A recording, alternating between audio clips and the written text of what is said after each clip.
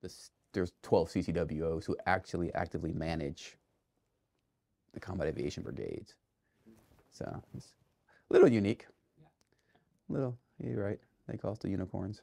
Yeah. They call us the unicorns of the unicorns because there's only 12. Yeah. Right, out of everybody at one given time. I'm Andre Kidd, the Command Chief Warrant Officer of the 2nd Combat Aviation Brigade, and I'm originally from Berlin, Germany. So I did my pretty much kindergarten through the 11th grade while living in Berlin, Germany. And then for my senior year, I wanted to graduate from American high school. So I moved to the States, to Alabama, in order to set myself up to join the military. My dad was in the Army for 22 years, so I figured that was the path I was going to take. It worked for him, and that's why I'm here. My dad was an infantryman for 22 years. He retired as a first sergeant out of Berlin, retired there and stayed there, and is still there.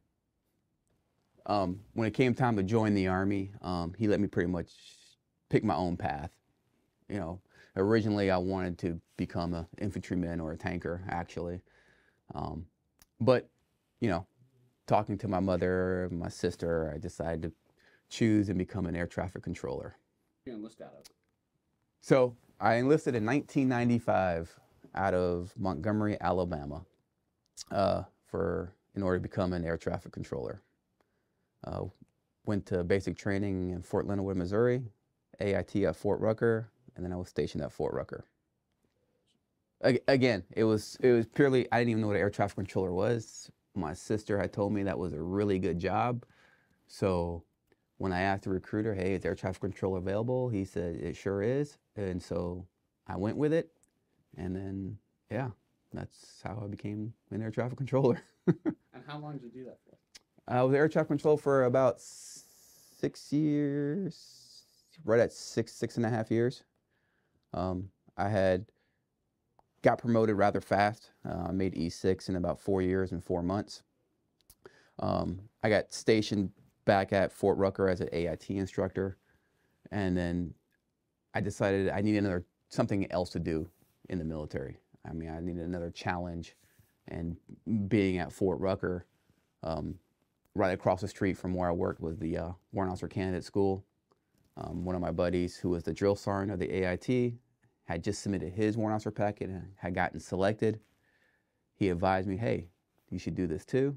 So I gave it a shot, and then I got selected. Again, I mean, I think I really wasn't happy with, you know, just being an AIT instructor at a schoolhouse. I just wanted something more in the military. And so I think that's primarily the driving factor. I knew the next promotion was an E7, and I'm like, I'm not quite sure if I just want to be an E7. I'm not sure if I'm ready for that responsibility because I was still so young. So it seemed like, you know, the stars aligned. It seemed like the right thing to do. And so I submitted my packet, got selected. Fun fact, my training day 1 of Warrant Officer Candidate School was September 11th, 2001. That like. So it was awkward because we were sitting there in the first formation. If you know, Warrant Officer Candidate School is a little crazy, a little hectic. Sitting in the DFAC eating our food, where I was eating, and the TV screens were on, and they had one building on fire, and I'm like, well, you know, wow, that's not good. I'm like, well, that's air traffic control mistake, right? I came from ATC world. I'm like, oh man, they're in trouble. And as I was sitting there eating, the second plane hit the other building, and then we were just like, what's going on? Well, we finished our meals, went back in the building, and then they locked us completely down because they just said the Pentagon got hit as well. So all of a sudden, I guess it was mad chaos throughout post, but being in the Candidate School, we were locked down into a room and pretty much didn't really comprehend or get what was going on the outside because, like I said, they clamped us down. And then as we're getting briefed, they started allowing us to watch the news and stuff. So, but the Candidate School continued on, and that was the start of my Warrant Officer career. Wow. So I graduated finally in flight school graduated in 2003, exactly when Operation Iraqi Freedom kicked off. So I went to my first duty assignment in Germany. 2 months later, went straight into Iraq. And actually at the time. Yes. So at that time they were going through a transition period of what they called Flight School 21, which allowed flight school students to get more time in their selected airframe. So about midway through, they were asking what airframes people wanted to fly. It wasn't the traditional OML like they have now and they had previous. So it was a little weird. So they called us in it was still by OML, still went down to OML, and they called us in one by one and said, what airframe do you want to fly? And I told them I want to fly the UH-60. And so since I was number 3 or 4 down the OML, and they had 9 slots, I think, 9 or 10 slots for the UH-60, I got to continue my training in the UH-60 where the rest of the classes went through the traditional route of what flight school was. They do it in their OH-58s, and then they would do the transition courses after they graduated Warrant Officer Basic course. Then they would do the transition courses. Whereas once I graduated Warrant Officer Basic course, I was done. So it's a little different, but yeah, I chose the UH-60 basically for its mission sets. As you're going through flight school, you start learning about the different airframes and what their jobs are and what their mission sets are. And I saw, well, the 60s have the widest range of missions and the most duty assignment locations. That's what it pretty much came down to. At that time, so I was in the Air Assault Company. So a lot of movements, air movements, some air assaults and that stuff like that. Flying VIPs, we were pretty much, general aviation support battalions did not exist back then. So there were no GSABs, right? They were just, we were the 12th Aviation Regiment, 12th Aviation Brigade, excuse me, before they actually switched to the cab layouts that they have now. So it was a little different. So we were actually, I think, considered a core asset. So we covered a wide range of Iraq. Okay. I mean, I think it was high points of my career. I mean, there were several great moments. I mean, you know, you've been in as long as I have. There's been a lot of ups and downs. I think the highest points probably came within the last 2 years, right? One being selected for CW5, right? Because that's the pinnacle. That's not something I've ever really thought it would happen. Because, you know, we bank on becoming a CW4, retiring, and I was okay with that. Making the CW5 list, and then having the opportunity to become a Command Chief Warrant Officer. So that was pretty much, you know, that's the pinnacle of my career. And that's probably the highest point I've had. So for the active component, there's actually Command Chief Warrant Officers for every single Combat Aviation Brigade. There are Senior Warrant Officers as well for certain entities. Like there's one at West Point, there's one for the big directorates. But as far as the aviation brigades, there's 12 currently, I believe. I would say those deployment times, right? Because that really brings the team together. Yeah, there were a lot of good memories. Right? We had fun. We worked hard. There were some, you know, there were definitely some bad days, but for the most part, that bond you build with your team when you're deployed is, you know, it's unparalleled. You know, and you keep in contact with those people throughout your life. So that was probably the highlights of the junior years there. Yeah. Learned a lot quickly. Yeah. What would you say is? Well, it's definitely the W2s and W3s, right? They're our workhorse. You're a W2. Your job is to fly those missions. You're pilot in command, right? Same thing with the W3s. You know, you're that tracked warrant officer. You're that subject matter expert, as we all should be. But 3s really start honing in your expertise, and you know, the hats off to them. That's where the Army makes their money, is those 2s and 3s. Not to discredit 4s and 5s, you know, but we're more in the management type of role. But yeah, definitely 2s and 3s. Okay.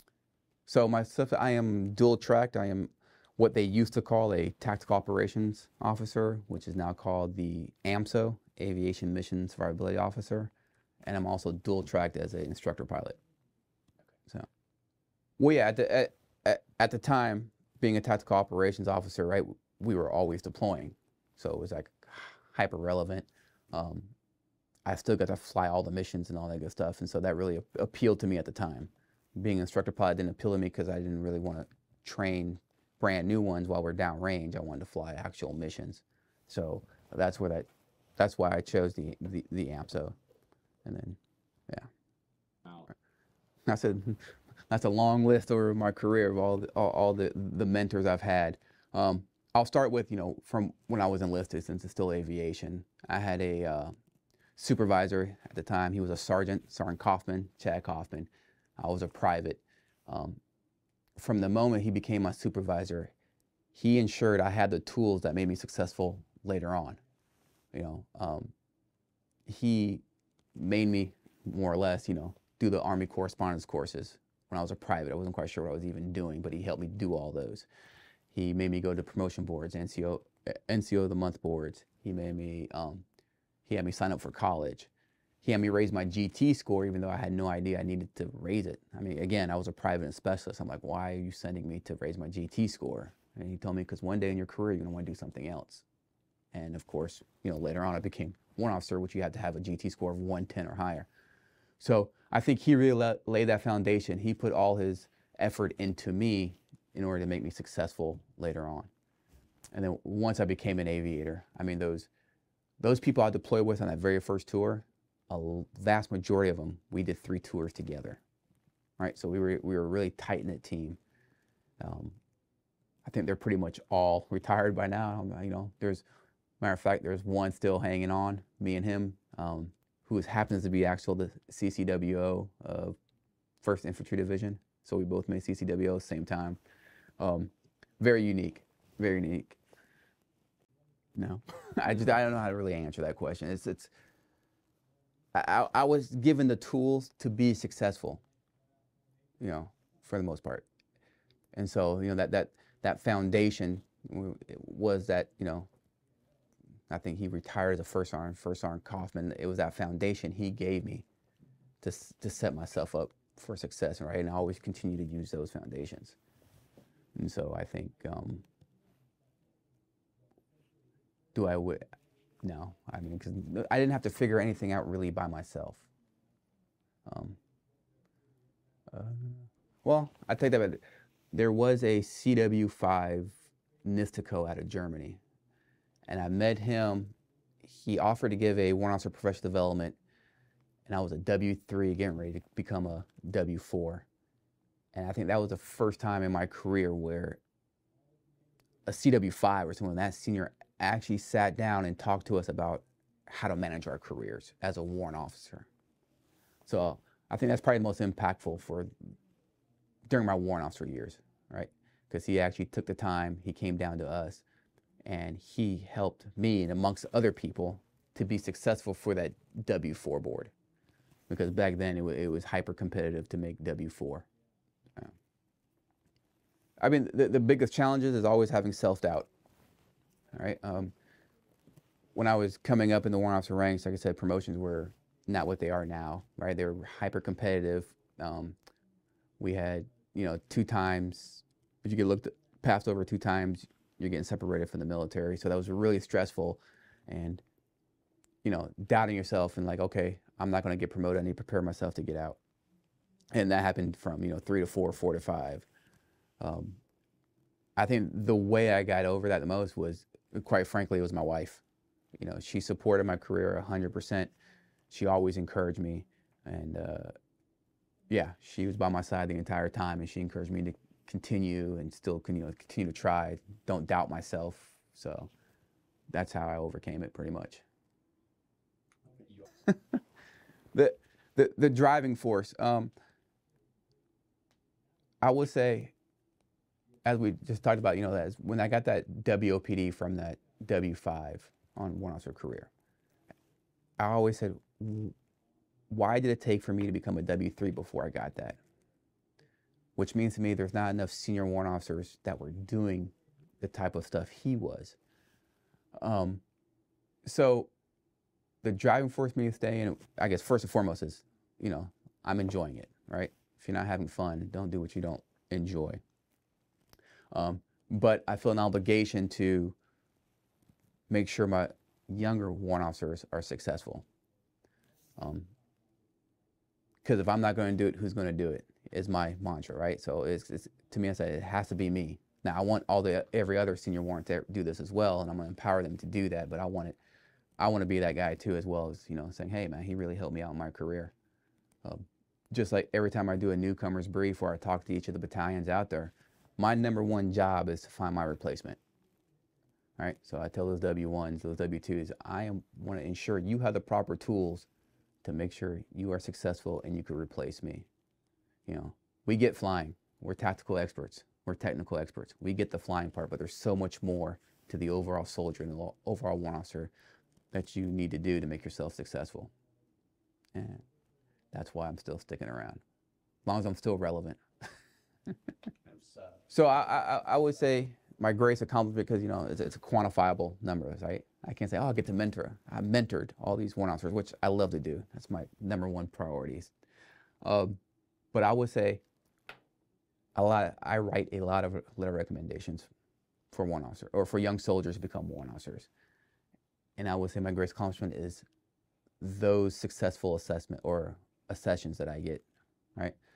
I write a letter, they get selected for warrant officer candidate school, right? To me, that's the goal, right? That's the purpose. I got the right person. Now, it's not just me, and I tell them, you know, it's not just me, it's the overall soldier, right? But I have enough faith in you, I'm gonna write a letter of recommendation. Hopefully you get selected, as you should get selected, because you're the right person. And when that happens, it's like the stars align, and now I just changed, hopefully, their life and their military career for the better.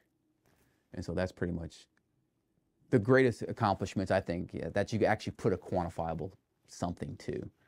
That would probably be it. Well, one, I mean, it's awesome, right? So if you just walk around the hangars, and they just come to me, say, hey sir, I want to become a pilot. Awesome, I can help you with that. Those are always fun. What's even more fun is when you get the non-aviator, like the infantry cat at Camp Casey, coming down into the hangar just looking for a pilot because he wants to become an aviator. Now I think that's awesome, right? He is seeking out those aviation because that's what he wants to do. And I will say, you know, I don't write a letter of recommendations for everybody, right? You have to be competitive, right? Because it's a rather simple process, in my opinion. Right? You have to take the SIF test and be physically fit, meaning health-wise, in order to meet the requirements for the flight physical. But it's not a hard process to submit your warrant officer packet. And you can submit it when you're 18, no matter what rank, all the way up to Master Sergeant if you're young enough. I mean, there's some stipulations. No advanced degree is required, right? So it's a great opportunity for these young soldiers. Lost train of thought. Yeah, so back to it. I don't write letters for everyone. You have to be competitive, right?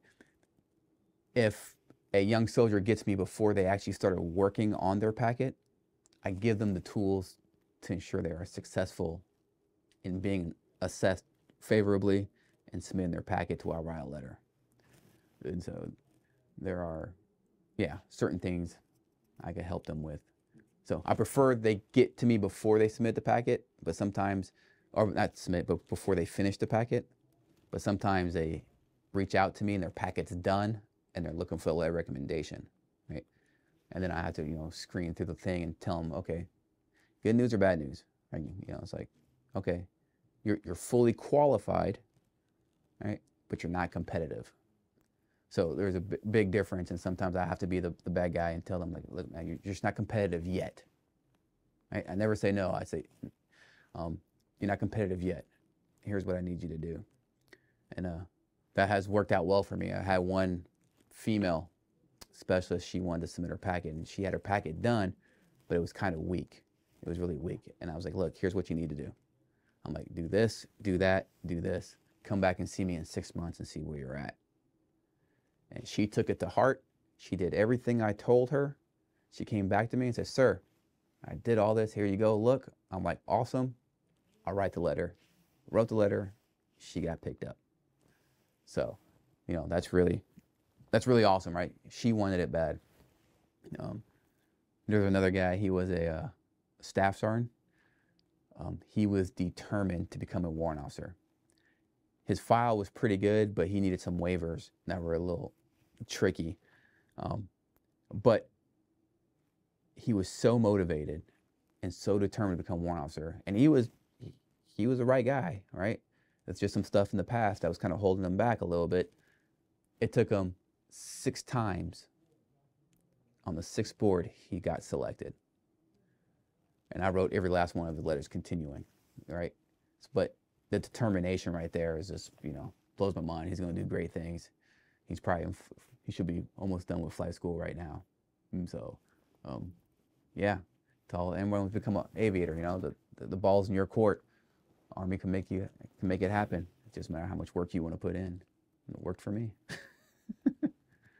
Yes, and I tell those people every time I do write a recommendation, right? I tell them, look, it's not just my letter, right? It's not the golden letter that's going to get you selected. It's still the overall soldier. And I say, if you do not get selected, you continue to submit your packet. You update, you submit. You update, you submit. You find things to make yourself better and more competitive, because the Army has the tools out there to make you such, right? You just have to go out and get it. There is no reason why someone can't get selected. It's just a matter of what are you willing to do for it. And I mean that in a good way, right? You know, if you have to go to BSEP to get your DHT score up, well, it's a free program. If you need to go to college, it's a free program for enlisted, right? Soldier of the Month boards are free. NCO of the Month boards are free. Best warrior competitions are free. You know, expert soldier badge is free, right? But you have to put in the work in order to get that. And so that's what I tell them. Continue to drive. Do it, do it, do it, do it, because it'll pay off in spades. When the Army is what you make it, right? Army has so many programs out there, whether it's just becoming whether it's becoming a warrant officer, an officer, advancing your enlisted career. If you put in the work, the Army will reward you, right? There are ups and downs in every job, in every duty assignment. That just comes with part of life, right? I also tell my warrant officers, you know, good mantra, just be a good person. Be a good person, treat everybody with respect. All right. A lot of people say, you know, well, respect is earned. No, respect is given in my book. All right, so give respect, be a good person, and give an honest day's work. And that'll set you up for success, no matter what your field or branch is.